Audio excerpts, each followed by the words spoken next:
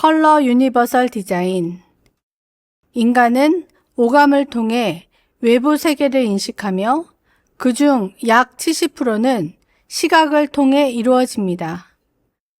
또한 시각적 정보의 80에서 90%는 색채를 통해 전달되기 때문에 색은 우리의 환경 인식과 감정에 큰 영향을 미칩니다.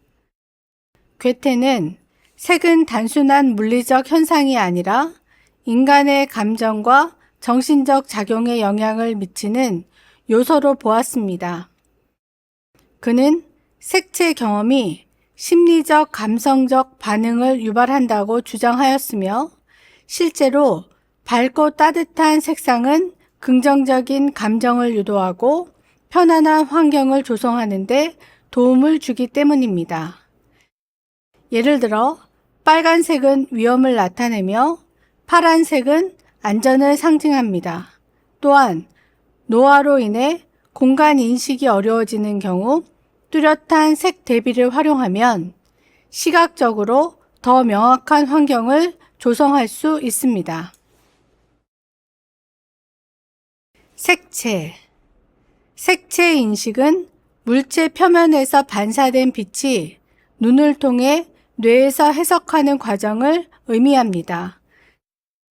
색채학에서는 색을 빛과 색채로 구분하며 빛과 물체의 특성이 관찰자에 의해 색으로 인식됩니다.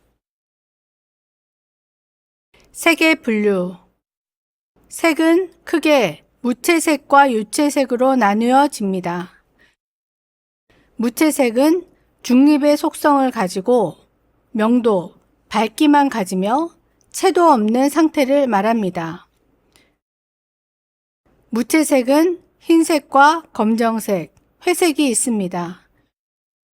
유채색은 무채색을 제외한 모든 색으로 실제 세 개의 삼속성을 가진 색을 말합니다.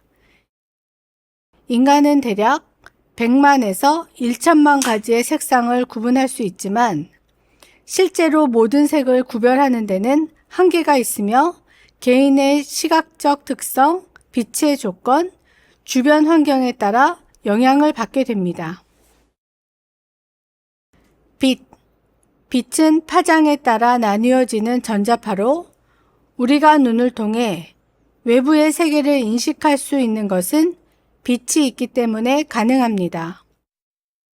수많은 전자파 중에서 우리 눈으로 지각되는 범위는 380나노미터에서 780나노미터로 가시광선이라고 합니다. 빛은 반사 흡수 투과를 통해 색상을 나타내는데 빛을 모두 흡수하면 검은색, 모두 반사하면 흰색, 모두 통과하면 투명으로 보이게 됩니다. 색채 자극과 인간의 반응. 물체가 우리 눈의 망막을 자극하여 색으로 인식되려면 일정량의 빛이 필요한데 자극하는 정도에 따라 눈은 색을 다르게 인식합니다. 자극에 대한 반응으로는 암수능, 명수능, 색수능과 항상성, 색의 면적 효과, 색음 현상이 있습니다. 착시 효과. 착시는 인간의 시각에 생기는 사물의 성질에 대한 착각입니다. 착시는 단순한 시각적 재미를 넘어서 예술, 디자인, 심리학, 인지과학 등에서 중요하게 활용되고 있습니다. 시각적 착시 자극을 통해 뇌의 인지 기능을 회복시키는 데 도움을 줄 수 있고 공공공간에서 공간감 조절에 활용될 수 있습니다. 색의 대비. 색의 대비란 특정 색상이 주변 색상의 영향을 받아 본래 색과 다르게 보이는 현상을 의미합니다. 대비 효과를 적절히 활용하면 색채 인식을 개선할 수 있으며 특히 고령자나 색각 이상자, 색약, 생명을 고려한 유니버설 디자인 시 필수적으로 활용되고 있습니다. 색의 감성적인 이미지와 감정 효과. 색상의 변화에 따라 다양한 감성이 느껴지는데 계절과 문화적인 차이로 나라마다 선호하는 색이 다릅니다. 개인은 경험에 따라 색채를 다르게 인식하기도 합니다. 예를 들어 한국에서는 청색이 안정과 정직을 의미하지만 유럽에서는 우울함을 연상시킬 수도 있습니다. 한국의 전통 색채계.